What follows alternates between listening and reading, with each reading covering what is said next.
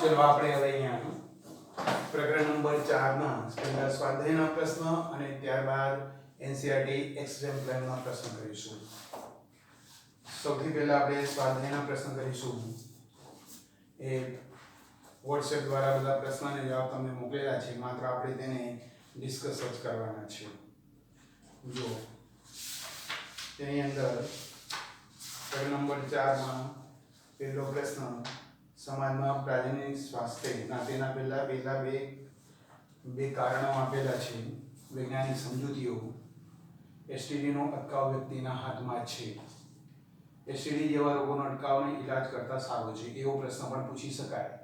ગમે તે રીતે પ્રશ્ન પૂછાય, તમને એ જવાબ આવડવો જોઈએ. જેમાં શું છે, અજાણ્યા સાથી સાથેનો જાતીય સંબંધ ટાળવો, સંવહન દરમિયાન હંમેશા નિરોધનો ઉપયોગ કરવો, શોભ લાગતા કિસ્સામાં ડોક્ટરનો સંપર્ક કરવો અને જો રોગનું નિદાન થાય તેની સારવાર કરાવવી. આટલું કોઈ વ્યક્તિ પોતે કરી લે તો એ એસટીડીનું નિદાન થઈ જાય છે, અટકાવ થઈ જાય છે. તેથી ઈલાજ થયા, રોગ થઈ ગયા બાદ તેનો ઈલાજ કરવો ઘણીવાર અઘરો બની જાય છે, કારણ કે એડ્સ જેવા રોગો થઈ જાય તો પછી એનો કોઈ ઈલાજ હોતો નથી.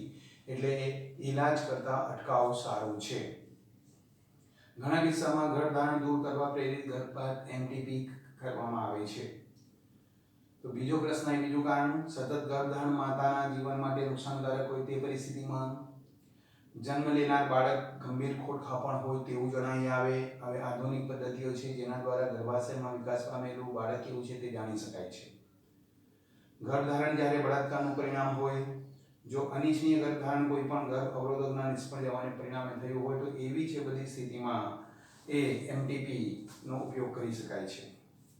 ચલો, ત્યાર પછી છે બે કારણો, તફાવતો, પુરુષ નસબંધી અને સ્ત્રી નસબંધી. બોલો, પુરુષ નસબંધી ગર્ભ નિર્માણ અટકાવવા માટે પુરુષમાં કરવામાં આવતી પદ્ધતિ, તો ગર્ભ નિર્માણ અટકાવવા માટે સ્ત્રીમાં કરવામાં આવતી પદ્ધતિ સ્ત્રી નસબંધી. બીજો મુદ્દો, પુરુષ નસબંધીમાં વૃષણકોથળી ઉપર નાના કાપા દ્વારા શુક્રવાહિનીનો ભાગ કાપીને દૂર કરવામાં આવે છે અથવા બાંધવામાં આવે છે.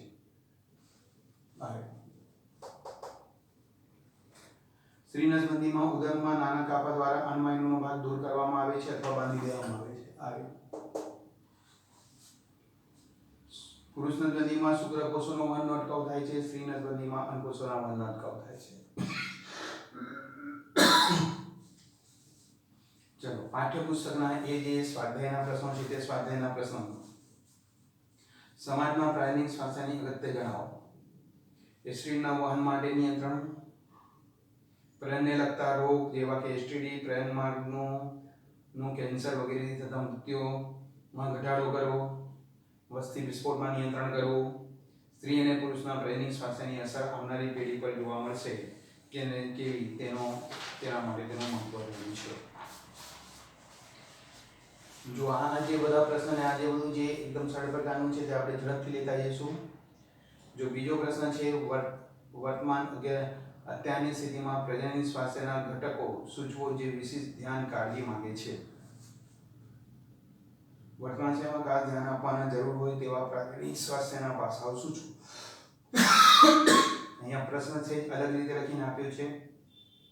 એવી સ્થિતિમાં નીચેના પાસાઓ તરફ ધ્યાન આપવાનું છે.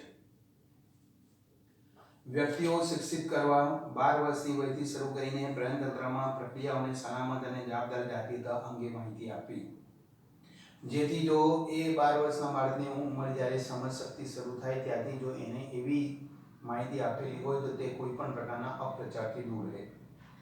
નુકસાનકારક જાતીય પ્રેક્ટિસ અંગે જ્ઞાન આપવું, અનિશ્ચિત ગર્ભાવસ્થા, અસલામત ગર્ભપાત, પ્રજનન માર્ગના ચેપ, કેન્સર, જાતિ આધારિત જવાબદારીઓ અંગે, જાતીય લિંગ, નર છે કે માદા, સમાનતા વગેરેની માહિતી આપી. કયા નુકસાનકારક જાતીય પ્રેક્ટિસ? ઘણીવાર કોઈક પ્રજનન માર્ગ અથવા તો ઉત્સર્જન માર્ગ, કારણ કે પ્રજનન માર્ગ ઉત્સર્જન માર્ગ સંકળાયેલા છે. એક સામાન્ય આપણે લઈએ કે ઉત્સર્જન મૂત્ર નિર્માણની ક્રિયામાં માની લો કે ત્યારે દુખાવો થતો હોય તો તે કોઈ શોભને લીધે કોઈ એવા ચાલુ પેલા રોડની ઉપર હોય છે તેવા કોઈ પોતાની જાતને મોટા વેદ ને એવું છે માને છે જેમને કોઈ નોલેજ હોતું નથી. હા, આયુર્વેદનું નોલેજ લીધે ડૉક્ટર હોય તે અલગ વસ્તુ છે. તો એવા કોઈ લોકોની સાથે એવા જે કોઈ અણઘડ વ્યક્તિની પાસે જતો રહે શોભને લીધે તો તેને આખા શરીરના તંત્રને નુકસાન થઈ શકે છે. અનિશ્ચિત ગર્ભાવસ્થા, ગર્ભાવસ્થામાં કઈ પ્રકારની નિશ્ચિતતાઓ છે, કઈ અનિશ્ચિતતાઓ છે તે અંગેની નોલેજ, ગર્ભપાત ક્યારે ગર્ભપાત કરાવવું, કેમ ન કરાવવું, પ્રાણમાર્ગમાં ચેપ લાગે છે, અન્ય કોઈ અંગોમાં ચેપ લાગે, ઘણીવાર આપણને કોઈ ફોલ્લી થઈ ગઈ હોય તે એક ચેપ છે.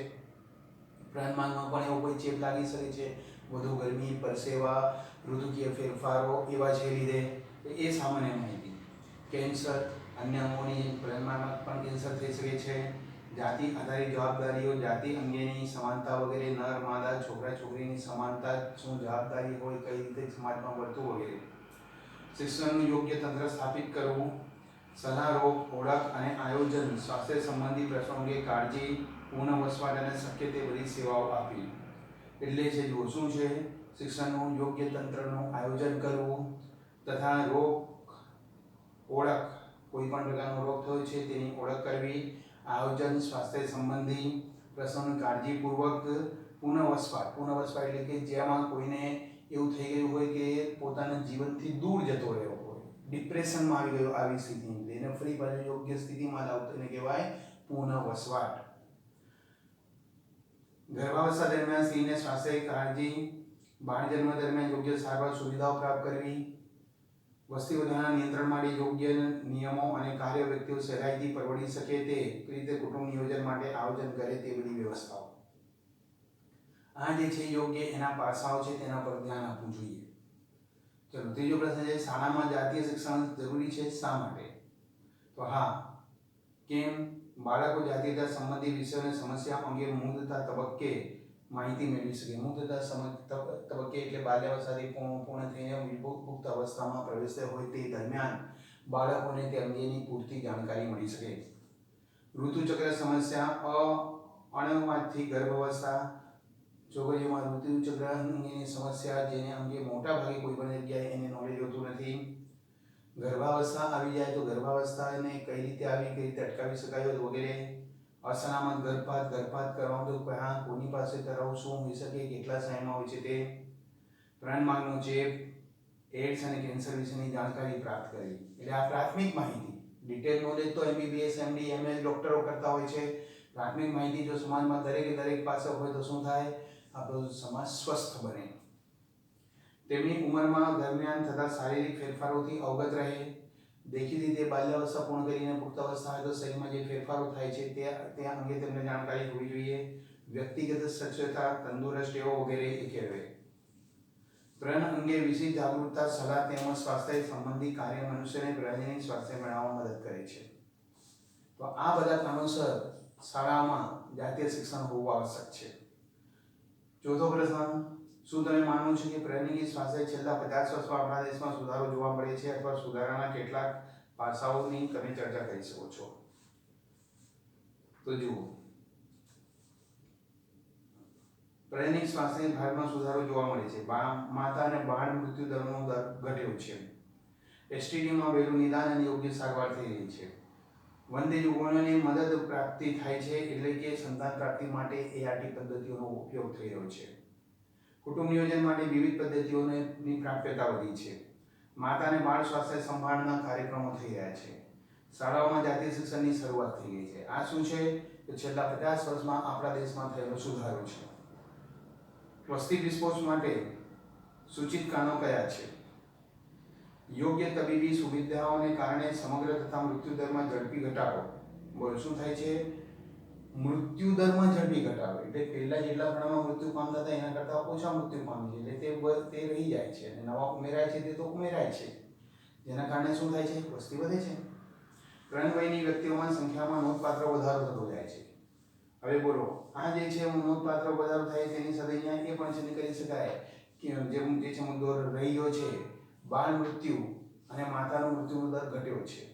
બોલો, જન્મ લેતા બાળકોનો મૃત્યુ દર અને માતાના મૃત્યુ દરમાં ઘટાડો થયો છે. તેથી એ છે રીતે પણ સંખ્યામાં વધારો થઈ રહ્યો છે. ચલો, ત્યાર પછીનો પ્રશ્ન છે, કુટુંબ નિયોજન માટે સાધનોનો ઉપયોગ યોગ્ય છે? કારણ સહિત લખો. બોલો, નીચેના કારણોસર કુટુંબ નિયોજનો માટેના કારણોનો ઉપયોગ યોગ્ય જરૂરી છે. કુટુંબ નિયોજનના સાધનોની ગેરહાજરીથી વસ્તી વૃદ્ધિ દર વિસ્ફોટનાત્મક રીતે વધી શકે છે અને પાયાની જરૂરિયાતો માટે પણ ઉણપ સર્જાઈ શકે છે. એટલી બધી વસ્તી વધી જાય કે પાયાની જરૂરિયાતો પાણી, રહેઠાણ, ખોરાક તે જરૂરિયાતો માટે પણ સંઘર્ષ થાય. ઉદાહરણ તરીકે આપણા દેશનો વિચાર કરો તો કૃષિ ક્ષેત્રની જમીન તો એટલી છે રહેવાની, પરંતુ વસ્તી વધતી જવાની. બોલો, વસ્તી વધતી જશે તો શું થશે? એ જે વસ્તી વધી રહી છે તો તેના લીધે તેમાં એનો એટલો પુરવઠો પહોંચાડી નહીં શકાય. પૃથ્વીના સ્ત્રોત મર્યાદિત છે. આપણે વધારે વસ્તીની સમસ્યાઓ અત્યારે પણ સામનો કરી જ રહ્યા છીએ. ખોરાકની કિંમતમાં ફુગાવો, ઉર્જા અને પાણીની તંગી. ફુગાવો એટલે કે ઉપલબ્ધ ન હોવું વગેરે વસ્તીમાં વધારાની પરિસ્થિતિ વધારે ગંભીર બનશે. કુટુંબ નિયોજન સાધનો દ્વારા કુટુંબ ગર્ભાવસ્થા વચ્ચે અવકાશગાળો રાખી શકાય છે. બાળકોની વચ્ચે અવકાશગાળો રાખી શકાય છે. અનિચ્છનીય ગર્ભાવસ્થાથી બચી શકાય છે. આ બધી પરિસ્થિતિ થાય તો વસ્તી વૃદ્ધિ દરમાં ઘટાડો જોવા મળે છે. કોન્ટ્રાસેપ્ટિવ દ્વારા એટલે કે ગર્ભધારણ અટકાવવાની પદ્ધતિ દ્વારા એસટીડી માટે પણ સલામતી મેળવી શકાય છે. એટલે કે પ્રાણમાર્ગના જે સેક્સ્યુઅલી ટ્રાન્સમિટેડ ડિઝીઝ છે, પ્રજનન સંક્રમિત રોગો છે પ્રાણમાર્ગના, તેની સામે પણ રક્ષણ મેળવી શકાય છે. ચલો, 7મો પ્રશ્ન. પ્રજનનપિંડો દૂર કરવું એ કુટુંબ નિયોજન માટેનો વિકલ્પ તરીકે ન સ્વીકારી શકાય. કેમ? હવે હા, તમને પ્રશ્ન આવે કે સર આવું છે બધું, એના છે ને કરવા કોઈને કાપીને પ્રજનનપિંડો નરમાંથી શુક્રપિંડ દૂર કરી દીધા હોય, બાકીના બધા અંગો એના યોગ્ય રીતે કાર્ય કરતા હોય. સ્ત્રીમાં અન્નપિંડ દૂર કરી દેવાના, બાકીના બધા અંગો યોગ્ય રીતે કાર્ય કરતા હોય, તો પણ પ્રજનન ક્ષમતા તો ન પ્રાપ્ત થાય ને, કાયમી પદ્ધતિ થઈ જાય. તો જુઓ, તે એવું યોગ્ય નથી. કેમ નથી? તે ફક્ત જન્યુના નિર્માણને રોકે છે, પરંતુ તેની સાથે અંતઃસ્રાવના સ્રાવને પણ અટકાવી દે છે. યાદ આવવું જોઈએ. અનપિંડમાંથી અંતઃસ્રાવ ઉત્પન્ન થાય છે. બોલો, અનપિંડમાંથી ઉત્પન્ન થતા અંતઃસ્રાવ યાદ આવે છે? કયા છે? તો જ્યારે અન્નપુટિકાનો વિકાસ થતો હોય છે ત્યારે ઇસ્ટ્રોજન, અન્નપુટિકાનો ત્યાગ થાય છે અને કોર્પોસ્યુટમનું નિર્માણ થાય છે પ્રોજેસ્ટેરોન. એ ઇસ્ટ્રોજન અને પ્રોજેસ્ટેરોનની માત્ર પ્રજનનંગો નહીં પરંતુ શરીર ઉપર પણ નિશ્ચિત અસર હોય છે. ઇસ્ટ્રોજનને તો માદામાં શરીર સૌંદર્યની ચાવી પણ કહે છે, કારણ કે બાહ્ય લક્ષણોનો વિકાસ કરવો, ત્વચાને મૃદુ રાખવી, અવાજ તીણો કરવો, એના વર્તનમાં ચોક્કસપણું લાવવું, તે છે બધું જે ઇસ્ટ્રોજનને લીધે હોય છે, જે શરીરના સામાન્ય કાર્ય માટે જરૂરી છે. તે અપરિવર્તનીય પદ્ધતિ છે. એકવાર દૂર થઈ ગઈ પછી એને કોઈ રીતે સ્થાપિત ન કરી શકાય. એનો અર્થ એકવાર દૂર થયા પછી જનનપિંડો ફરી પાછા સ્થાપિત કરી શકાતા નથી. તેથી વ્યક્તિ સમગ્ર જીવન માટે બંધ થઈ જાય છે. આથી પ્રજનનપિંડોને દૂર કરવા યોગ્ય પદ્ધતિ ગણી શકાય નહીં. ઘરની જાતિ પરીક્ષણ માટે એમ્નિયોસેન્ટેસિસ આપણા દેશમાં પ્રતિબંધિત કરવામાં આવ્યું છે. શું આ પ્રતિબંધ જરૂરી છે? ટિપ્પણ કરો એટલે કે સમજાવો. એમ્નિયોસેન્ટેસિસ મેડિકલ પ્રક્રિયા છે જેમાં વિકસતા ભ્રૂણની રંગસૂત્રીય અનિયમિતતાઓ, ભ્રૂણીય ચેપ વગેરેની માહિતી મેળવી શકાય છે. બહુ સારી પદ્ધતિ છે. બાળક ગર્ભાવસ્થામાં હોય ત્યારે ગર્ભીય જળ, ગર્ભની આજુબાજુ રહેલા જળને એમાંથી 2 ટીપા લઈ લેવામાં, 2 ml, જેની અંદર બાળકના કેટલા કોષો મુક્ત થયેલા હોય તે કોષ હાજર હોય તો તે કોષના કોષ કેન્દ્રમાં રહેલા રંગસૂત્રનો અભ્યાસ કરી શકાય. તેના પરથી ખબર પડી જાય કે બાળકને કોઈ જન્મજાત રોગ તો છે કે નહીં. ભ્રૂણીય પેશી ધરાવતું એમ્નિયોટિક પ્રવાહી, તેનું કહેવાય એમ્નિયોટિક પ્રવાહીનો નાનો ભાગ લઈ ડીએનએના જનીન અનિયમિતતાનો અભ્યાસ કરી શકાય છે. દુર્ભાગ્ય આ પદ્ધતિનો ઉપયોગ જાતિ પરીક્ષણ માટે પણ થાય છે. જો અનિચ્છિત જાતિનું બાળક છોકરી હોય તો ગર્ભપાત કરાવાય છે. તેથી આ પ્રક્રિયાને કાયદાકીય પ્રતિબંધ લાગુ કરવામાં આવ્યો છે. વંદે યુગળો બાળક મેળવવા માટેની કેટલીક પદ્ધતિઓનું સૂચન કરો. Refer topic number 4.5. Page number 63. Page number all four દૃઢતા વંધ્યતા, ટોપિક નંબર 4.5. એને એઆરટી કહેવામાં આવે છે. પેજ નંબર 64 પર જુઓ. એઆરટી સહાયક પ્રજનન પદ્ધતિ, અસિસ્ટેડ રિપ્રોડક્ટિવ ટેકનોલોજી. બોલો, ઇન વિટ્રો ફલન તેમાં છે. તે આખાથી જે આપેલું છે આપણે તેને લઈ ગયા હતા. હું એકવાર ફરી પાછું એને ઝડપથી રિપીટ કરું છું. ઇન વિટ્રો ફલન, આઈવીએફ, ફર્ટિલાઇઝેશન પદ્ધતિ. ઇન વિટ્રો એટલે નૈસર્ગિક પદ્ધતિ ન હોય ત્યાં, એટલે કે શરીરની બહાર, શરીરમાં જેવી પરિસ્થિતિઓ આપીને, માતા શરીરની બહાર પરંતુ માતા શરીરમાં હોય, ગર્ભાશયમાં હોય તેવી પરિસ્થિતિઓનું નિર્માણ કરીને ભ્રૂણ સ્થાનાંતરને લગતી પદ્ધતિ છે. એ ભ્રૂણને એક માધ્યમમાં સ્થાનાંતરિત કરવામાં આવે છે. આ પદ્ધતિ પ્રચલિત ટેસ્ટ ટ્યુબ બેબીઓ તરીકે જાણીતી છે. જેમાં પત્ની દાતાનો અંડકોષ અને પતિ દાતાના પુરુષના શુક્રકોષથી જ કરવામાં આવે છે. ટેસ્ટ ટ્યુબની અંદર એ ચોક્કસ માધ્યમ લેવામાં આવે છે, પ્રવાહી લેવામાં આવે છે. તેની અંદર પતિના શુક્રકોષ મૂકવામાં આવે છે, પત્નીના અંડકોષ મૂકવામાં આવે છે, જેથી પેલી ટેસ્ટ ટ્યુબમાં ફલન થાય છે અને પ્રયોગશાળામાં યોગ્ય પરિસ્થિતિમાં ફલિતાંડનું નિર્માણ કરવામાં આવે છે. અને ત્યારબાદ ફલિતાંડ અથવા પ્રારંભિક ગુણ જે 8 ગર્ભકોષ્ઠી કોષ ધરાવતો હોય તેને અંડવાહિનીમાં સ્થાનાંતરિત કરી દેવામાં આવે. ત્યાંથી આવે ત્યાંથી એને અંડવાહિનીમાં સ્થાનાંતરિત કરી દેવામાં આવે. કેટલીક સ્ત્રીઓમાં આ અંડવાહિની અહીંયાથી બંધ હોય અથવા અંડવાહિનીમાં એવું માધ્યમ ન મળતું હોય કે ફલન થઈ શકતું હોય, એવા ઘણા બધા કારણોસર હોય તો આ પદ્ધતિ આઈવીએફની પદ્ધતિ આવે. ગુણ સ્થાનાંતર આઈવીએફની ઈટી પદ્ધતિ આવે.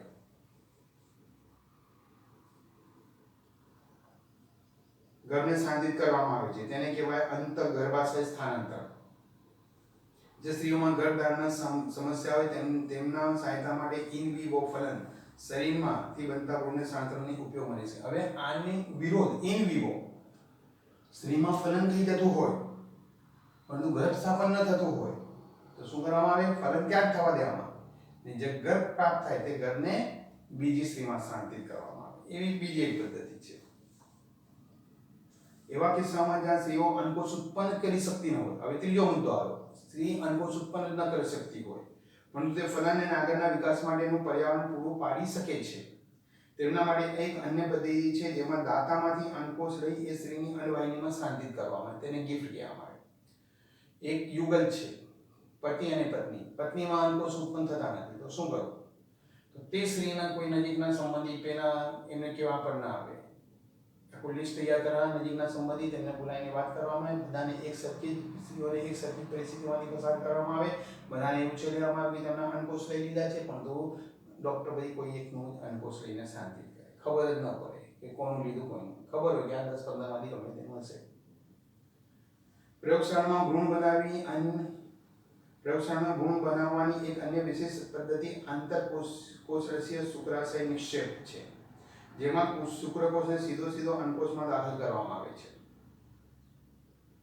વંધ્યતા કે અફળદ્રુપતા એ તેમના પુરુષ સાથે સ્ત્રીમાં વીર્યમાં દાખલ કરવા સક્ષમ ન હોવાને કારણે સ્ખલન શુક્રકોષની સંખ્યા ખૂબ ઓછી હોવાને કારણે પુરુષમાં શુક્રકોષો સ્ત્રીના પ્રજનનમાર્ગમાં દાખલ કરવાની સમસ્યા હોય તો એવી સ્થિતિમાં અહીંયાથી શુક્રકોષ લઈ લેવામાં આવે. એ શુક્રકોષ લઈને તેની પત્નીના આની અંદર ડાયરેક્ટ અહીંયા ઇન્જેક્શનથી મૂકી દેવામાં આવે તો ઓલો શું થાય?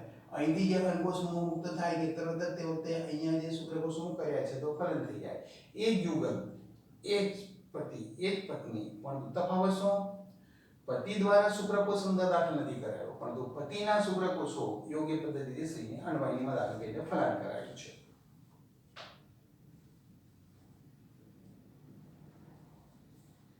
વંધ્યતા કે અફળદ્રુપતા એ તેના પુરુષ સાથી કે સ્ત્રીમાં વીર્ય દાખલ કરવાની સક્ષમ ન હોવાને કારણે અથવા સ્ખલનમાં શુક્રકોષો ખૂબ ઓછી સંખ્યા હોવાને કારણે તેને કૃત્રિમ વીર્ય સેચન પદ્ધતિ દ્વારા ઠીક કરી શકાય છે.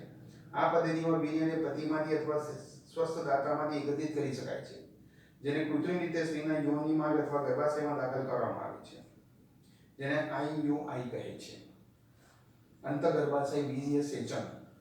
જો કે વિકલ્પો ઘણા છે પરંતુ એના પછી પણ આપણે જે હતું કે આપણા અહીંયા જે ખૂબ જ એવા જે મોટા જે દાખલ ચાલે છે કે જેને અંદર નિરાધાર બાળકો હોય છે, એ જે નિરાધાર બાળકો હોય છે તે નિરાધાર બાળકોને પોતે ગોદ લઈને જે પ્રક્રિયા કરી શકે એનો આખો પેરેગ્રાફ આપેલો છે. આ જે છે તે ટોપિક હતો.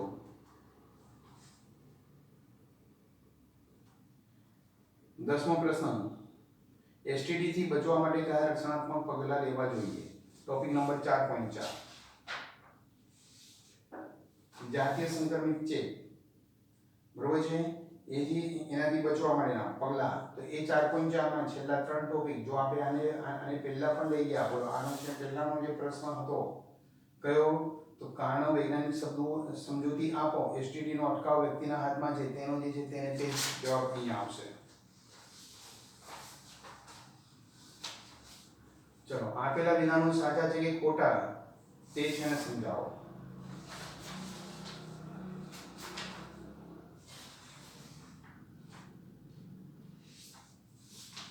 બોલો વિધાન સાચું કે ખોટું તે જણાવવાની સમજૂતી પણ આપો. પહેલું વિધાન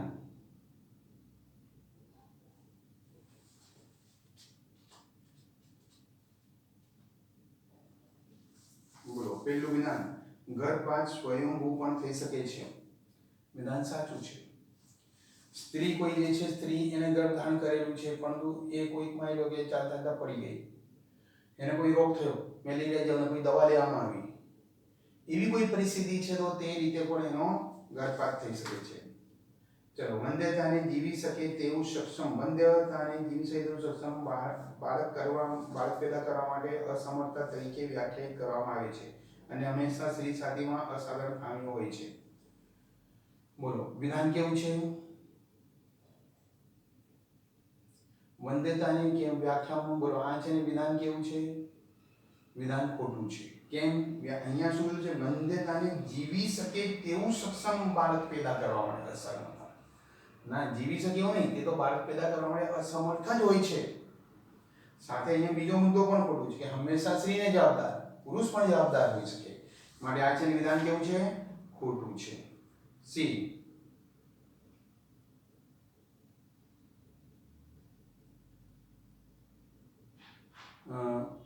સંપૂર્ણ દુગ્ધપાન સ્ત્રાવ કુદરતી રીતે કુટુંબ નિયોજન પદ્ધતિ તરીકે કાર્ય કરે છે. બોલો, સંપૂર્ણ દુગ્ધપાન એ કુદરતી કુટુંબ નિયોજન પદ્ધતિનો એક ઉપયોગ છે. બરોબર છે. કેમ? તેવી સ્થિતિમાં જે મહત્તમ પછીના પ્રસૂતિ પછીના 6 મહિનાના સમયગાળા સુધી નવું ઋતુચક્ર નિયમિત રીતે કાર્ય કરી શકતું નથી, તેથી નવું બાળક પ્રાપ્ત થવાની શક્યતા હોતી નથી. જો વિધાનમાં, પરંતુ તે મહત્તમ પ્રસૂતિના પછીના 6 મહિનાના સમયગાળા માટે અસરકારક છે. જાતિ સંબંધી પાસાઓની જાગૃતતા કેળવવી તે વ્યક્તિના પ્રાગૈનિક સ્વાસ્થ્યમાં સુધારો દર્શાવતી પદ્ધતિ છે. આગળનો, લોકોના પ્રાણ સુધારણા પ્રાણ સંબંધિત જાગૃતતા પેદા કરવી તે અસરકારક ઉપાય છે. વિધાન કેવું છે? સાચું છે. કેમ? જાતિ સંબંધી પ્રશ્નોની જાગૃતતા વ્યક્તિના પ્રજનન સ્વાસ્થ્યમાં સુધારો લાવી શકે છે. તો ત્યાર પછી એનસીઆરટી એક્ઝામ્પલરના પ્રશ્ન છે. પહેલા તેના એમસીક્યુ છે. શુક્રકોષોને સીધા જ અંડકોષમાં ઇન્જેક્ટ કરવાની રીતે પ્રજનનકીય ટેકનોલોજીની કઈ પદ્ધતિ લઈ શકાય? શુક્રકોષને દાખલ કરવા. હમણાં તમને કીધું હતું કે આ જે પુરુષ છે તે સ્ત્રીના યોનિમાંથી શુક્રકોષો દાખલ ન કરી શકતું હોય, તો આ એના શુક્રપિંડમાંથી શુક્રકોષો લઈને ઇન્જેક્શન, વિશિષ્ટ ઇન્જેક્શનની પદ્ધતિથી આની અંદર દાખલ કરી દેવામાં આવે, જેથી કરીને ફલન થઈ જાય. તો બોલો, તેનું નામ શું છે? તો તેનું નામ છે કૃત્રિમ વીર્યસેચન. ક્યાં ગયું? કૃત્રિમ વીર્યસેચન એટલે કે આપણે જે આંતરિક કોષીય શુક્રકોષ નિક્ષેપણ, પેજ નંબર 64 ઉપર જેમાં આપણે ચલાઈ ગયા તેમાં એમાં બીજા પેરેગ્રાફમાં વચ્ચે ડાર્ક કરીને જ આપેલું છે ICSI. પૂર્ણ નામ છે ઇન્ટ્રાસાઇટોપ્લાઝમિક સ્પર્મ ઇન્જેક્શન. વસ્તીમાં વધતો IMR અને ઘટતો MMR ખાલી જગ્યા દર્શાવે છે. IMR એટલે ઘટતો IMR એટલે કે મૃત્યુદર, બાળ મૃત્યુદર. MMR વધતો IMR, સોરી ઊંધું છે બોલી ગયો. MMR એટલે વધતો MMR એટલે બાળ મૃત્યુદર, IMR એટલે કે બાળકને અસ્તિત્વ ટકાવવાનું પ્રમાણ. બોલો, તે શું સૂચવે છે? વૃદ્ધિ દરમાં ઝડપી વધારો, વૃદ્ધિ દરમાં ઘટાડાનું પરિણામ, વૃદ્ધિ દરમાં નોંધપાત્ર ફેરફાર નહીં, વિસ્ફોટમાં વસ્તી વૃદ્ધિ. બોલો, શું આવશે? વૃદ્ધિ દરમાં નોંધપાત્ર પરિણામ એટલે કે વિસ્ફોટમાં વસ્તી વધારો. શું યોગ્ય જવાબ આવશે? વિસ્ફોટમાં વસ્તી વધારો. અહીંયા જે છે આ 1 મિનિટ.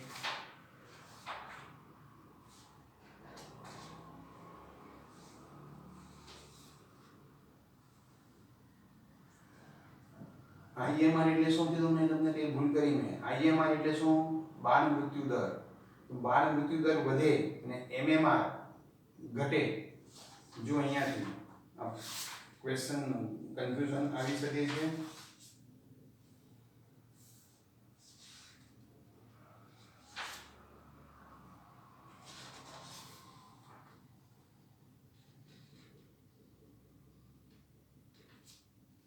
પેજ નંબર 59 પર જુઓ. 4.2 માં માતા મૃત્યુ દર MMR અને બાળ મૃત્યુ દર એટલે IMR. મારું આપણું છે ને પેલું ભૂલ થઈ ગઈ મારાથી. બોલો, શું આવશે? IMR એટલે શું?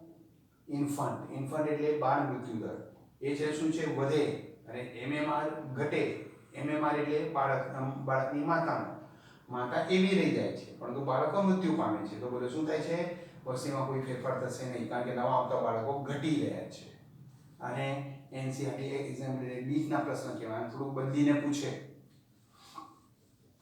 પુષ્કળ પ્રમાણમાં દૂધ સ્રાવથી માતાઓ જલ્દી ગર્ભધારણ કરતી નથી, કારણ કે બોલો દૂધ સ્રાવ થાય બાળક જ્યારે 6 મહિના સુધીનું હોય તો નવું એ ગર્ભધારણ શક્ય બનતું નથી. તેના માટે શું છે?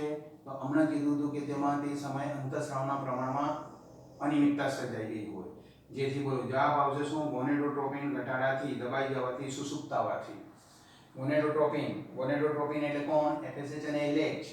મગજમાંથી આવતા FSH અને LH, મગજને હાઇપોથેલેમસમાંથી GnRH નો સ્રાવ થયો, તેથી પિટ્યુટરી અગ્રકર્ણમાંથી GN એટલે ગોનેડોટ્રોપિનનો સ્રાવ થયો. તેનું પ્રમાણ ઘટી જવાથી આવી પરિસ્થિતિનું નિર્માણ થાય છે. ચોથો પ્રશ્ન, વૈદિકરણ પદ્ધતિઓ સામાન્ય રીતે કુટુંબ નિયોજન માટેની સૌથી ઓછી ઉપયુક્ત પદ્ધતિઓ છે, જેમાં આડઅસરો હોય છે, છતાં તે યુગલો માટે સૌથી છેલ્લો વિકલ્પ છે. બોલો સૌથી છેલ્લો વિકલ્પ છે. કેમ? તે અપરિવર્તન છે, ફેરફાર થઈ શકતો નથી. એવો વહેમ કે તે જાતિ ઈચ્છા ઘટાડે છે. તે સર્જિકલ પ્રક્રિયા છે. ઘણા દેશોમાં ઘણા ભાગમાં પૂરતી સગવડનો અભાવ છે. યોગ્ય વિકલ્પ પસંદ કરો કે આમાંથી કયું યોગ્ય લાગુ કરી શકે. બોલો કેમ છેલ્લો? તે અપરિવર્તનશીલ છે, એકવાર થઈ ગયું એટલે થઈ ગયું. અને તે કઈ પ્રક્રિયા છે? મેડિકલ સર્જિકલ પ્રક્રિયા છે. સર્જિકલ પ્રક્રિયા થવાને લીધે એના પછી એનો કોઈ પણ આડઅસર રહેતી નથી. એટલે વિકલ્પ આવશે 1 અને 3. એટલે જવાબ એ. રાષ્ટ્રીય શરીર પ્રજનનકીય રીતે તંદુરસ્ત સમાજના નિર્માણ કરવાનો અભિગમ ખાલી જગ્યામાં કેળવાયો. ભારત સૌથી અગત્યના આગળ પડતા દેશોમાં એક છે 1950માં. આપાતકાલીન કોન્ટ્રાસેપ્ટિવ અસરકારકતા ખાલી જગ્યાના 72 કલાક દરમિયાન વપરાય તે જોવા મળે છે. મૈથુન ક્રિયા નર અને માદાના શારીરિક સંપર્કના 72 કલાકમાં જો એવું છે કરી લેવામાં આવે તો તે જે આપાતકાલીન સમયની જે કોન્ટ્રાસેપ્ટિવ છે તેની અસરકારકતા હોઈ શકે છે. જો તેવી સ્થિતિમાં કોઈ છેલ્લા પ્રકારના ગર્ભ અવરોધક સાધનો ઉપયોગ ન કર્યો હોય, એવું કંઈ ન હોય ને શારીરિક સંપર્ક થઈ ગયો હોય ને ગર્ભધારણની શક્યતા હોય તો એના 72 કલાકની અંદર તે ચોક્કસ પ્રકારની ગોળી વગેરે જે હોય છે તે લઈ લેવામાં આવે છે. નીચે આપેલા વિધાનોમાંથી યોગ્ય વિધાન પસંદ કરો. IUDs સામાન્ય રીતે વપરાશકર્તા દ્વારા દાખલ કરાય છે. IUDs ગર્ભાશયમાં ફેગોસાઇટિયલ કોષ ભક્ષણની પ્રક્રિયાને વધારે છે. IUDs જન્યુજનનની પ્રક્રિયા અવરોધે છે. IUDs એકવાર દાખલ કરાય પછી ફરી બદલવામાં આવતો નથી. ખોટું છે. IUDs જે છે તે IUDs માટે બીજો આવશે તે બોલો કોષ ભક્ષણની પ્રક્રિયાને ઉત્તેજે છે. કોષો ભક્ષણ પામતા જાય એટલે જે અંદર દાખલ કરેલું જે IUDs સાધન છે, પ્રોપર્ટી છે કે અન્ય કોઈ પણ છે તો તે શું કરે છે? કોષોનું ભક્ષણ કરે છે, એટલે તે છે ભાગમાં અનિયમિતતાઓ સર્જાતી રહે છે. 8. નીચેના વિધાનો MTP ને લગતા છે. નીચે આપેલા વિકલ્પોમાંથી સાચો વિકલ્પ પસંદ કરો. બોલો MTP ની સલાહ સામાન્ય રીતે પ્રથમ 3 મહિના માટે અપાય છે. પ્રથમ 3 એટલે 12 અઠવાડિયા. MTP કુટુંબ નિયોજનની પદ્ધતિ તરીકે ઉપયોગમાં લેવાય છે. MTP હંમેશા સર્જિકલ હોય છે.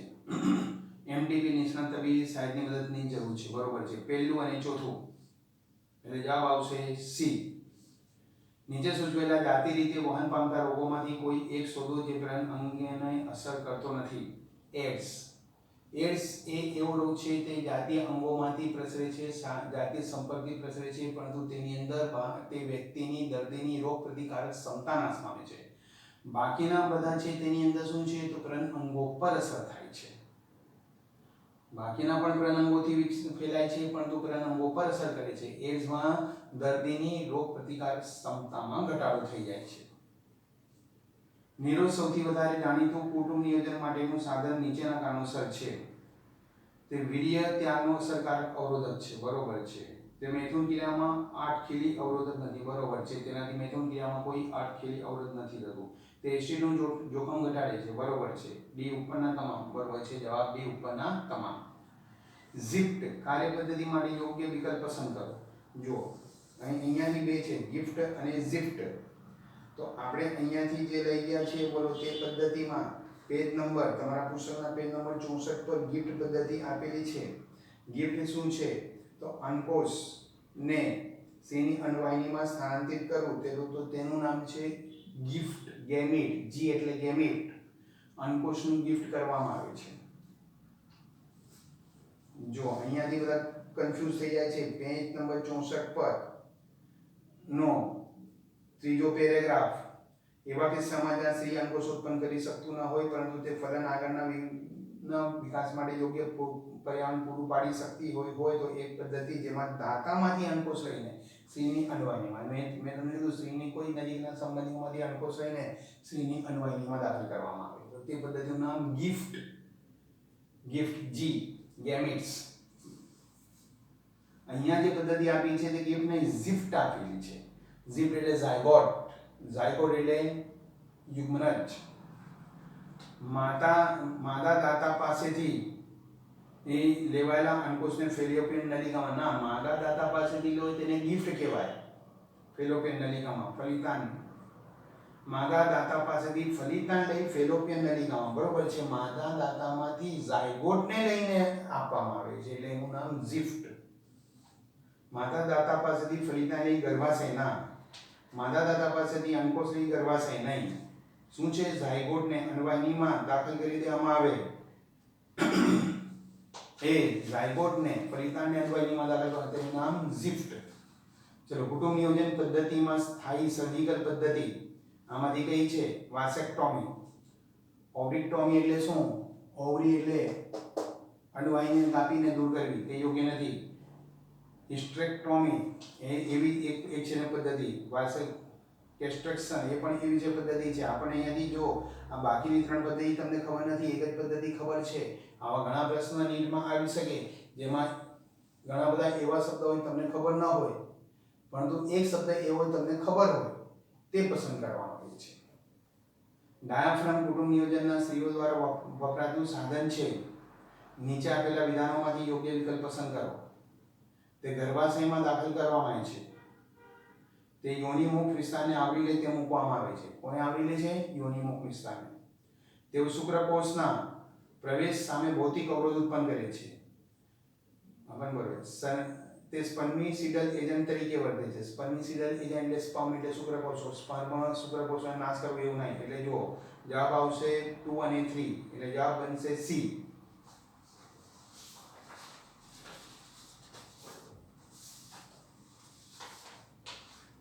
ચલો ત્યારબાદ છે ટૂંક જવાબી પ્રશ્નો. પ્રજનન સ્વાસ્થ્યનો સંદર્ભ તંદુરસ્ત પ્રજનન કાર્ય થાય છે ચર્ચા કરો. એટલે પ્રજનન કાર્યોનો સંદર્ભ શું છે? તંદુરસ્ત પ્રજનન કાર્યો બધા થતા રહે તે સંદર્ભ. વિશ્વ સ્વાસ્થ્ય સંસ્થાન WHO પ્રમાણે પ્રજનનીય સ્વાસ્થ્ય એટલે કે પ્રજનનના બધા જ પાયાનો સંપૂર્ણ અભ્યાસ કરવો. દાખલા તરીકે ભૌતિક, લાગણી, વર્તણૂક, સામાજિક. તેથી સમાજ તેના વ્યક્તિગત, ભૌતિક અને કાર્યક્ષમ રીતે સામાન્ય પ્રજનનાંગો તેના યોગ્ય જે રીતે કાર્ય કરતા તે રીતે કાર્ય કરતા રહે. સામાન્ય લાગણીઓ તે યુગલની લાગણીઓ, વર્તનની પ્રતિક્રિયાઓ બધી જાતિ સંબંધી પાસાઓને આવરી લઈ શકાય અને તેને પ્રજનનની સ્વાસ્થ્ય કહેવાય. આ બધા જ પાસાઓને આવરી લઈને જો તે વ્યક્તિ સ્વસ્થ હોય તો તેને શું કહેવાય? પ્રજનનિક સ્વાસ્થ્ય. સરકારના વ્યક્તિઓના પ્રજનનીય સ્વાસ્થ્યના સુધારા માટેના પ્રજનનીય બાળ તંદુરસ્તી જાળવણીના પ્રોગ્રામ અંગે ટિપ્પણી કરો. ભારત વિશ્વનો સૌથી પહેલો દેશ છે જેણે સક્રિય પ્લાન અને કાર્યક્રમો દ્વારા રાષ્ટ્રીય પ્રજનન સ્વાસ્થ્ય અને સામાજિક સેવાઓ શરૂ કરી હતી, જેનો એક ધ્યેય હતો. કુટુંબ નિયોજન કાર્યક્રમની શરૂઆત 1951માં કરાઈ અને છેલ્લા દશકાઓથી સમાંતર તેનું મૂલ્યાંકન પણ કરવામાં આવે છે. સુધારેલા પ્રોગ્રામ પ્રજનન સંબંધિત વિશાળ વિસ્તારોને જાણીતા RCH પ્રોગ્રામમાં લઈ લેવામાં આવ્યો છે. આ જે બધી શું છે તો તે જે કાર્યક્રમોની ભારતમાં થયેલી સફળતા છે. ભારતનો અત્યારનો વૃદ્ધિ દર ચિંતાજનક છે, તેને રોકવા માટેના સૂચનો જણાવો. ભારતનો હાલનો વૃદ્ધિ દર ચિંતાજનક છે, તેને કારણે આપણી પાયાની જરૂરિયાત જેમ કે ખોરાક, રહેઠાણ, કપડાં પર વગેરે પર અછત સર્જાઈ શકે છે. આ સમસ્યા માટે નીચેની કેટલીક અગત્યની રીતો છે. લગ્ન માટેના યોગ્ય સ્ત્રીઓ 18 વર્ષ અને પુરુષમાં 21 વર્ષની જ હોવી જોઈએ. નાના કુટુંબને ઉત્તેજન આપવા કુટુંબ નિયોજનના ઉપાયોનો પ્રચાર કરવો જોઈએ. નાના કુટુંબ ધરાવતા યુગલોને પ્રોત્સાહક ઇનામો પણ આપવા જોઈએ. વ્યક્તિઓને અનિયંત્રિત વસ્તી વધારાની આડઅસરો વિશે પણ માહિતગાર કરવામાં આવે. જો આટલું જે કરવામાં આવે તો તે જે સ્ત્રી કે પુરુષ છે તેનો જે વૃદ્ધિ દર છે, વસ્તી વૃદ્ધિ દર પર અસર છે તે ખૂબ જ ઝડપથી ઓછી થઈ જાય. ચલો, એસટીડી સ્વયં આમંત્રિત રોગ હોઈ શકે છે. હમણાં જે આપણે પહેલું એમસીક્યુ વગેરે લઈ ગયા અને જે એમસીક્યુ નહીં પરંતુ પહેલું જે વૈજ્ઞાનિક કાના આ જે લેક્ચર શરૂ થયું ત્યારે તે જે તેમાં છે જાતીય સમાગમ દ્વારા પામતા રોગોને સામાન્ય રીતે એસટીડી અથવા વીડી કહે છે. એસટીડી અને વીડીનું તમને ફૂલ ફોર્મ પૂછી શકાય. તો જો એ એસટીડી અને વીડીનું ફૂલ ફોર્મ મેં તમને તે વખતે પિક કરવાનું પણ કહ્યું હશે. તો એ એસટીડી વીડી જે છે તેનું ફૂલ ફોર્મ પેજ નંબર 63 પર. ટોપિકનું નામ છે જાતીય સંક્રમિત ચેપ એસટીડી સેક્સ્યુઅલી ટ્રાન્સમિટેડ ઇન્ફેક્શન અને સમાગમને લગતા રોગો એટલે વનરેબલ ડિઝીઝ. જો કે બધી જ વ્યક્તિઓને આ રોગ લાગુ પડવાની સંભાવના હોય છે, દરેકને આ લાગુ પડી શકે છે, પરંતુ 15 થી 24 વર્ષની વય જૂથ ધરાવતી વ્યક્તિઓમાં તેનું પ્રમાણ ઊંચું જણાઈ આવ્યું છે. એસટીડીને ખૂબ જ આમંત્રિત રીતે કરેલો રોગ કહી શકાય. સામેથી આમંત્રણ આપ્યું દરેકને થઈ શકે, પરંતુ જે આમંત્રણ ના આપે તેને ન થાય. કેમ? અજાણી વ્યક્તિઓ સાથે સમાગમ કરવો હોય તો, એટલે કે એ જે ટાળવું જોઈએ. મૈથુન ક્રિયા દરમિયાન નિરોધનો ઉપયોગ કરવો જોઈએ. જો એ છે ન કરે તો પણ એ રોગ થઈ શકે.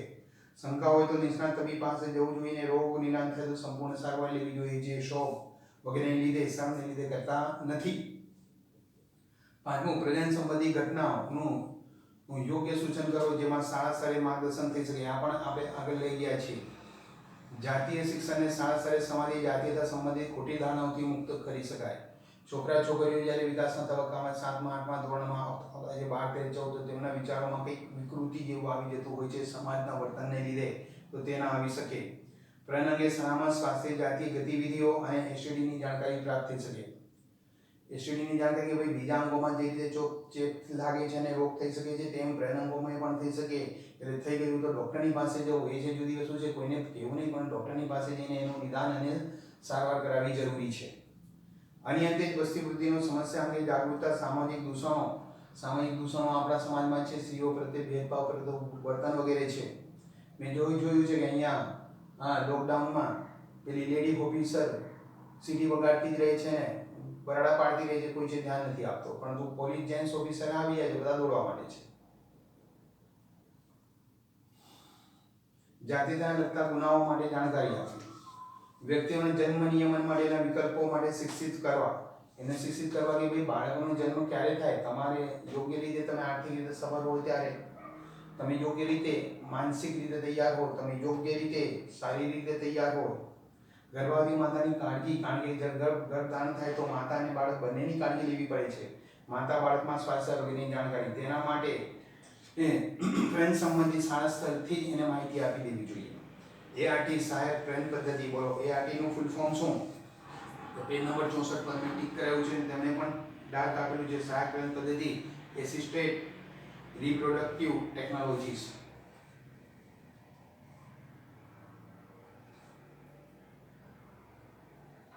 સહાયક પ્રજનન પદ્ધતિઓ એઆરટી કેટલીક ચોક્કસ પદ્ધતિઓ છે જેમાં પ્રાથમિક ધ્યેય બંધ યુગલોને બાળક મેળવવા માટે છે. જેમાં કે ઝિફ્ટ, આઈવીએફ, ગિફ્ટ, આઈસીએસટી દ્વારા મદદ કરવી જ્યારે અન્ય કોઈ સારવાર લાગુ ન પડતી હોય. આ એના ધ્યેય છે. ને આખું વર્ણન આવે તો પેજ નંબર 64 પરનો આખું જ પેજ નંબર 64 તમારે ભણવું પડે. સાતમો, કુટુંબ નિયોજનના ઉપયોગ માટે પ્રોજેસ્ટેરોન ઇસ્ટ્રોજનનું કોમ્બિનેશનની શું ઉપયોગિતા છે? કુટુંબ નિયોજન માટે જે પિલ્સ વગેરે લેવામાં આવે છે કે શૈલી વગેરે લેવામાં આવે છે તેની પ્રોજેસ્ટેરોન અને ઇસ્ટ્રોજનનું મિશ્રણ પ્રકારની ગોળી હોય છે. આ જે પ્રોજેસ્ટેરોન ઇસ્ટ્રોજન ક્યાંથી આવતા હોય છે તો આપણે છે જાણીએ છીએ વિકાસ પામતી પુટિકાઓમાંથી ઇસ્ટ્રોજન અને મુક્ત થઈ ગયેલા અનપાત પછી એ પુટિકાનો ભાગ રહેલો તેમાંથી કોર્પસ્યુટીમાંથી પ્રોજેસ્ટેરોન. તો જો બહારથી પણ એવા અંતઃસ્રાવ આવી જાય તો તે ઋતુચક્રની જો આપણે ગ્રાફ શીખી ગયા છે તે ગ્રાફમાં ખામી ઉદ્ભવી જાય તો એ ઋતુચક્રમાં ખામી આવી જવાથી પ્રજનનની પ્રક્રિયામાં અવરોધ આવી શકે છે. પ્રોજેસ્ટેરોન અથવા પ્રોજેસ્ટેરોન ઇસ્ટ્રોજનનું જોડાણ કુટુંબ નિયોજન માટે અગત્યનો ભાગ ભજવે છે. તેનો ઉપયોગ ટેબ્લેટ પિલ સ્વરૂપે કરી શકાય છે. તે અંડકોષના અનપાતને અવરોધે છે, તેથી ગર્ભ સાબંધ થતું નથી. અનપાતને અવરોધે છે. તે સ્ત્રીઓ દ્વારા ઇન્ફેક્શન અથવા ત્વચા નીચે ઇમ્પ્લાન્ટ દ્વારા પણ લેવામાં આવે છે. કેટલીક પદ્ધતિઓ છે જેમાં આપણે અહીંયા સામાન્ય ઉપલબ્ધ નથી, વિદેશમાં છે. સ્ત્રીઓના ખભાના આ વાહિની જે સ્નાયુના અહીંયા જે હૃદયવાહિની નજીક જાય છે ત્યાં નાનકડો ચીરો મૂકીને એક ગોળી જેવું મૂકી દેવામાં આવે અને ત્યાં ટાંકા લઈ લેવામાં આવે. 2 દિવસમાં એક નાની ઈજા સારી થઈ જાય છે. પરંતુ તેની અંદરથી સતત એ સ્રાવ થતો રહે છે. એટલે જ્યાં સુધી એનો સમયગાળો હોય ત્યાં સુધી ગોળી વગેરે પીસ લેવાની કોઈ આવશ્યકતા રહેતી નથી. તેની કાર્યપદ્ધતિ સરખી જ છે, પરંતુ અસરકારકતા લાંબા ગાળાની છે. ચલો, એમટીપી તબીબી રીતે ગર્ભાવસ્થાનો અંત કરવો માટે કડક શરતોનું પાલન કરી શકાય. તમે સમજી શકો કેમ? કારણ કે આપણે અહીંયા એમટીપી એક જે નોલેજ વાળા હોય તેમના દ્વારા કરાય છે. પછી એવું ખબર પડી જાય કે બાળક જે છોકરી છે તો પણ કરી શકાય છે. એમટીપી ના કડક પાલન માટેના કારણો અણવાંછિત ગર્ભાવસ્થામાંથી મુક્તિ. જો ગર્ભ પર કોઈ અસર રોગથી પીડાતો હોય તો ગર્ભાવસ્થા માતાને માટે ગર્ભ ધારણ જોખમકારક હોય. એટલે આ બે માટે જ હોય. તેના માટેના બે કારણો છે. કડક નિયમોનું પાલન થવું જોઈએ. બાકી કોઈ પરિસ્થિતિમાં એમટીપી ના કરી શકાય. જો પુરુષમાં શુક્રપિંડ વૃષણકોથળીમાં ઉતરી આવ્યા ન હોય તો વિકાસી તબક્કા દરમિયાન તે સામાન્યપણે બંધ હોય છે. કેમ? સમજો, આ શુક્રપિંડ પુરુષમાં એ શરીરની બહાર વૃષણકોથળીમાં હોય છે, પરંતુ બાળકનો જન્મ થાય છે ત્યારે તે ઉદર ગુહાની અંદર હોય છે, બહાર નથી હોતા. જન્મ પછી જેમ જેમ બાળકની વૃદ્ધિ થતી જાય છે તેમ ચોક્કસ રીતે તે શુક્રપિંડો એક ચોક્કસ દબાણની પ્રક્રિયા દ્વારા શરીરની બહાર ધકેલાતા જાય છે. શરીરની બહાર લિંગ શિશ્નની નીચેની ત્વચા ગળીદાર અને ઢીલી પડે છે અને ત્યાંથી તે નીચેની તરફ દબાણથી ધકેલાઈ આવે છે. હવે કોઈ કારણોસર જે બાળક જન્મે છે તેની અંદર આ પ્રક્રિયા ન થઈ હોય તો શું થાય? શુક્રપિંડ માત્ર એ વ્યક્તિના શરીરની અંદર જ પુખ્ત અવસ્થાએ રહી જાય તો શુક્રકોષો ઉત્પન્ન કરે, પરંતુ ઉત્પન્ન કરવાને એને પરિપક્વ થવાની ક્રિયામાં વિક્ષેપ થાય. કારણ કે શરીરનું તાપમાન બાહ્ય તાપમાન કરતાં થોડુંક વધારે છે અને એ ઊંચું તાપમાન શુક્રકોષો માટે અવરોધાત્મક છે. શુક્રપિંડ તાપમાન પ્રત્યે સંવેદનશીલ હોય છે. જો તે પુખ્તાવસ્થા પહેલા વૃષણકોથળીમાં ન ઉતરી આવે તો શુક્રકોષો ઉત્પન્ન કરી શકાતા નથી. તેથી તે વ્યક્તિ વ્યંધ જ રહે છે.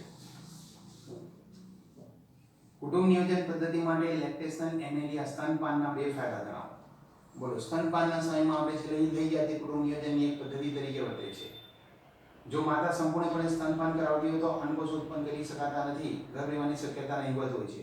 જો કોઈ પણ પીલ કે સાધન કુટુંબ નિયોજન માટે ઉપયોગમાં નથી લેવું પડતું તે તેની આડઅસરથી પણ છુટકારો થાય છે. જવાબી પ્રશ્ન. ભારતમાં પ્રજનનકીય સ્વાસ્થ્યના ધોરણોમાં સુધારો કરવા માટે કેટલાક અગત્યના સૂચનો જણાવો. બોલો, કયા છે? પહેલું, પાયાની સુવિધાઓ અને પ્રોફેશનલ વ્યવસાયિક કૌશલ્ય ધરાવતી વ્યક્તિઓ. પાયાની સુવિધાઓ દૂરના ગામડાના વિસ્તારોમાં, પહાડી વિસ્તારોમાં પાયાની સુવિધાઓ અને એક્સપર્ટ ડોક્ટર હોવા જોઈએ. વ્યક્તિઓની કુટુંબ નિયોજન પદ્ધતિમાં જાણકારી માટે શિક્ષિત કરવા. શાળા અવસ્થાથી ગર્ભવતી માતાઓનું સંભાળ, સ્તનપાન તથા અગત્યનું સલામત અને સ્વસ્થ જાતીય પ્રવૃત્તિ, એસટીડી સામે રક્ષણ વગેરેની માહિતી જે દ્રશ્ય શ્રાવ્ય સાધનોથી આપી શકાય છે, લિફલેટથી આપી શકાય છે, અને કોઈ જે સેવાભાવી સંસ્થાઓ છે તેમના દ્વારા અને ઘણી બધી રીતે થાય છે. શાળા સ્તરે જાતીય શિક્ષણ દ્વારા યુવાન માણસને જાતીયતા સંબંધી તમામ પાસાઓની માહિતગાર કરવા. દ્રશ્ય શ્રાવ્ય સમાચાર પત્રો દ્વારા વ્યક્તિઓના પ્રેમ સંબંધી પાસાઓની લાગણી અને જાગૃતતા લાવવી. ગિફ્ટ, હમણાં છે ગેમિટ્સ, અન્નપિંડોને અન્ય સ્ત્રીમાંથી પેલી સ્ત્રીમાં દાખલ કરવા. અન્નપિંડ નહીં, અંકોશોને દાખલ કરવા. ગિફ્ટની ક્રિયાવિધિમાં માતા જન્યુને ફેલોપિયન નલિકામાં સ્થાપિત કરાય છે. શું જન્યુને ગર્ભાશયમાં જ આ પરિણામ માટે સ્થાપિત કરી શકાય છે?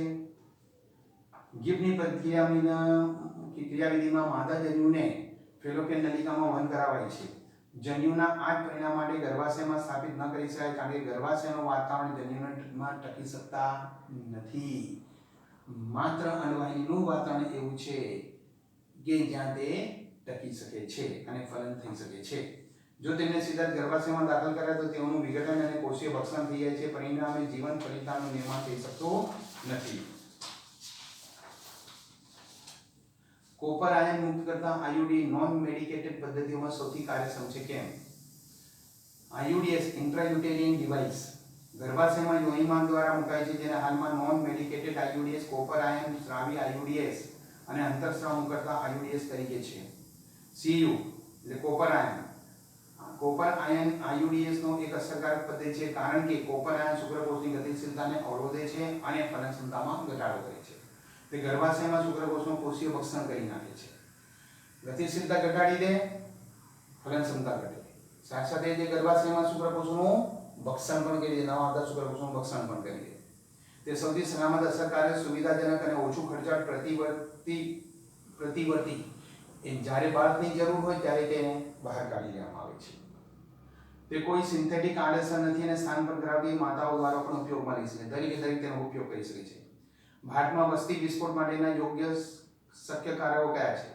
નીચેના કેટલાક કારણોસર ભારતમાં વસ્તી વિસ્ફોટ હોઈ શકે? 1. ગ્રામ્ય વિસ્તારમાં વધતી જતી વસ્તીની આડઅસરો વિશેની અજ્ઞાનતા અને જાગૃતતાનો અભાવ, ગરીબી અને નિરક્ષરતા, બાળકી અથવા બાળક માટેના સામાજિક માન્યતાઓ પરિણામે નર બાળક પુત્ર હોવાની લાલચા, મૃત્યુદર ઘટતો જાય છે, માતૃ અને બાળ મૃત્યુદરમાં પણ ઘટાડો થાય છે, યુવાન અને પ્રજનન વય જૂથ વસ્તીમાં વધારો થાય છે. યુવાન પ્રજનન વય, એ યુવાન પ્રજનન વય પણ કેવા છે? અશિક્ષિત છે. ચલો IVF અને ET ટૂંકમાં સમજાવો. જો IVF ET પેજ નંબર 64 પર, પેજ નંબર 64 પર બીજા પેરેગ્રાફમાં છેલ્લે જે બીજા પેરેગ્રાફના વચ્ચેથી બીજા ભાગમાં આપેલું છે તે IVF અને ET, એટલે શરૂ કરીને બીજા પેરેગ્રાફમાં જે શરૂ થાય ત્યાંથી વચ્ચે સુધી છે. IVF એટલે ઇન વિટ્રો ફલન, શરીરની લગભગ બહાર શરીરની અંદર જેવી સ્થિતિમાં ફલન કરાવવું, અને ET એટલે ભ્રૂણ સ્થળાંતર કરવું. એક છેલ્લે ભ્રૂણ બનાવી બીજાને આપવું. IVF એટલે ઇન્ટ્રાયુટેરિન ફર્ટિલાઇઝેશન અને ET નો એમ્બ્રિયો ટ્રાન્સફર. નર અને માદા જન્યુઓને હાઇજેનિકલ એકત્રિત રીતે કરી પ્રયોગશાળામાં પ્રેરિત પરિસ્થિતિમાં ફલન પ્રેરાય છે. નિર્માણ પામેલા ફલિતાની યજમાન અથવા સરેગોટ માતા એટલે બીજી કોઈ સ્ત્રી ના ગર્ભાશયમાં યોગ્ય સમયે સ્થાનાંતરિત કરાય છે. 8 કોષીય ભ્રૂણ સામાન્ય રીતે ફેલોપિયન નલિકામાં, જ્યારે એથી વધુ હોય તો તે ભ્રૂણને ગર્ભાશયમાં દાખલ કરી શકાય છે. કુદરતી કુટુંબ નિયોજન પદ્ધતિમાં કૃત્રિમ પદ્ધતિ કરતા શું ફાયદો છે? દેખી છે, કોઈ દવા કે કોઈ એવી ઉપયોગ નથી થતો, તેથી આડઅસર આવતું નથી. કઈ પરિસ્થિતિમાં MTP માટે સલાહ અપાય છે?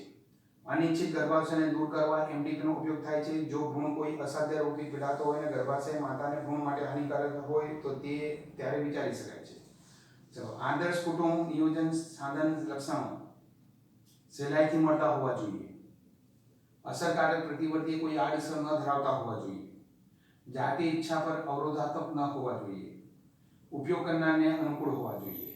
આ જે બધા છે કે કુટુંબ નિયોજનના કયા સાધનોમાં કઈ લાક્ષણિકતા હોવી જોઈએ તે આપણા પુસ્તકના શરૂઆતના ટોપિકમાં આપેલું છે, ચેપ્ટર નંબર 4. બધા જ પ્રજનનમાર્ગીય ચેપ STDs બધા જ STDs RTIs નથી. કેમ એવું? સામાન્ય STDs હિપેટાઇટિસ B અને AIDS પ્રજનનમાર્ગના ચેપને કારણે થતો નથી, પરંતુ તેમના વહનની રીત જાતીય સંપર્ક છે. વહનની રીત જાતીય સંપર્ક છે, એટલે પ્રજનનમાર્ગનો રોગ નથી. જ્યારે અન્ય બીજા રોગો ગોનોરિયા, સિફિલિસ વહન પણ પામે છે અને પ્રજનનમાર્ગમાં પણ કરે છે. આથી તેઓ STDs અને RTI છે. પણ AIDS અને હિપેટાઇટિસ STDs છે પરંતુ RTI નથી. RTI એટલે રિપ્રોડક્ટિવ પ્રજનનતંત્રને લગતો રોગ, STDs નો અર્થ પ્રજનન માર્ગ દ્વારા પ્રસરતો. તો હિપેટાઇટિસ B અને AIDS પ્રજનન માર્ગ દ્વારા પ્રસરે છે પરંતુ પ્રજનન માર્ગનો રોગ નથી. જ્યારે બાકીના શું છે? પ્રજનન માર્ગ દ્વારા પ્રસરે છે અને પ્રજનન માર્ગનો રોગ છે. એટલે એ બાકીના બધા છે તે STD પણ છે અને RTI પણ છે. જ્યારે AIDS અને હિપેટાઇટિસ B STD છે પરંતુ RTI નથી. નિબંધલક્ષી પ્રશ્ન. વંદે યુગલોની મદદ કરવા કઈ ART પદ્ધતિ છે? કોઈ પણ પદ્ધતિનું વર્ણન કરો. આપણે હમણાં પણ લઈ ગયા હતા પેજ નંબર 64 પર આખું વર્ણન છે. અંતઃસ્રાવી કુટુંબ નિયોજન સાધનો, ક્રિયા પદ્ધતિનો પ્રકાર અને લાભ ગેરલાભની ચર્ચા કરો. Topic number 4.2.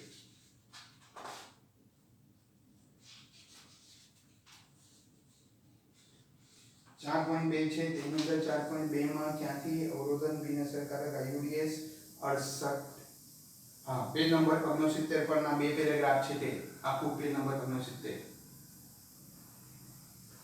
અંતઃસ્રાવી પદ્ધતિઓ. ચલો, ત્રીજો STD ના પ્રજનનીય સ્વાસ્થ્ય માટે ચેતવણી છે. કોઈ પણ બે આવા રોગો અને તે રોકવા માટે હમણાં જ આવ્યું હતું પ્રજનનમાર્ગના જે રોગો છે તે 4.4 ટોપિક જાતીય સંક્રમિત રોગો. શું તમે એમ્નિયોસેન્ટિસ પરના પ્રતિબંધને યોગ્ય ગણો છો? તેનું કારણની ચર્ચા કરો. હમણાં આપણે લઈ ગયા હતા બીજા પ્રશ્ન, સ્વાધ્યાયના પ્રશ્નમાં. હા, તે ગર્ભની પરીક્ષણનો હાલ દુરુપયોગ થતો જાય છે, માટે તેને પ્રતિબંધ હોવો જોઈએ. તેનો ઉપયોગ ગર્ભની જાતિ પરીક્ષણ માટે થાય છે. મોટાભાગના કિસ્સાઓમાં તે સ્ત્રી ભ્રૂણ હત્યા કરી દે છે, માટે તો કેટલી ગંભીર ઘટના છે જેથી નર અને માદાના લિંગી પ્રમાણમાં અસમતુલા થઈ જાય. જો નર છે બાળકો એક પુત્રની સંખ્યા વધતી જાય પુત્રીઓની, એટલે પૃથ્વી પર નરની સંખ્યા વધતી જાય અને માદાની સંખ્યા ઘટતી જાય. તેની ટેસ્ટ ખરેખર ગુણમાં જનીનિક ચયાપચય ખામી શોધવા માટે છે કે રંગસૂત્રીય પૃથ્થકરણ કરી શકાય અને તેના દ્વારા જનીનિક અને આનુવંશિક ખામીઓ શોધી શકાય. પરંતુ અસાધ્ય હોય તેવા ભ્રૂણનો ગર્ભપાત માટેનો નિર્ણય લઈ શકાય અને તેની અંદર અસાધ્ય રોગવાળો ગર્ભ હોય તો તેનો નિર્ણય લઈ શકાય નિકાલ કરવા માટે. પરંતુ તેનો દુરુપયોગ થાય છે તો આ બધા કારણોસર તેનો પ્રતિબંધ જરૂરી છે. શાળામાં જતા બાળકોમાં જાતીય શિક્ષણ આપવાના કારણો તો ટોપિક નંબર 4.1 ને આપણે હમણાં પણ લઈ ગયા હતા તે બોલો. શાળામાં જે છે જે ટોપિક નંબર 4.1 જે છે તે